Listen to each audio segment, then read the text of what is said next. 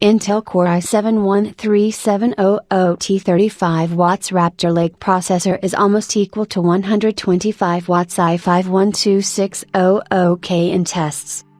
Intel sells various processors with multiple letters at the end of the name. You're probably familiar with overclocked K-series processors, but what about the T models? These chips have lower power and clock speed limits and are usually not as interesting to enthusiasts. However, a test of just such a Core i7-13700T processor was released today. This is information from Geekbench 5 with 3 tests of the Core i7-13700T processor, on an HP OEM motherboard. It scores 1893, 1916, and 1939 points in the single-core test, while multi-core performance is more modest, 8925, 11542, and 11564. This chip features 8 P cores and 8 E cores in the same configuration as the Core i9-12900K. Of course, the big differences are that this 13GH Gen chip has several architectural changes, most notably a big jump in the L2 cache and that it is limited to a 35 watts power limit, which largely explains the poor multi-core performance. For the i7 family of processors, 35 watts of power is not enough, but, of course, this chip will scale significantly higher than 35 watts if necessary.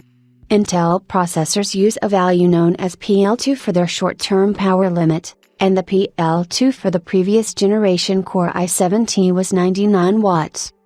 The Core i7-13700T outperforms Alder Lake chips in single-threaded performance, but is significantly inferior in multithreading, and the results are slightly inferior to the 10-core Core i5-12600K. This chip has 6 fewer cores than the leaked processor, but of course it has significantly higher power limits. As far as Ryzen is concerned, the single-core performance metric is unmatched by any of the existing Zen processors, but that's not surprising since Intel's current offerings are also very strong on Geekbench.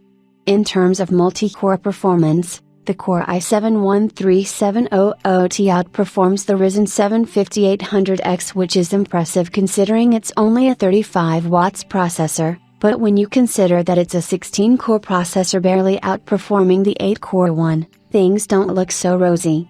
The Ryzen 7 5800X also doesn't consume much power. Geekbench is fairly representative of a lot of different types of workloads, because it's a benchmark that is known to favor high-end processors with high single-threaded performance. This is one of the reasons why Apple's processors are so good at this.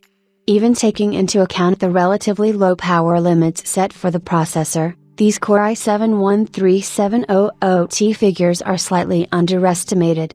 We see fairly similar results from machines equipped with Core i7-12700T processors, as well as the above result from the Dell Optiplex machine. Of course, the results of the Core i7-12700T vary greatly, and you can even see this difference in the 3 results we got for this chip.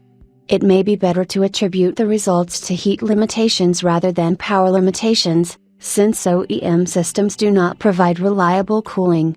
It is also possible that this is due to the pre-release of the BIOS.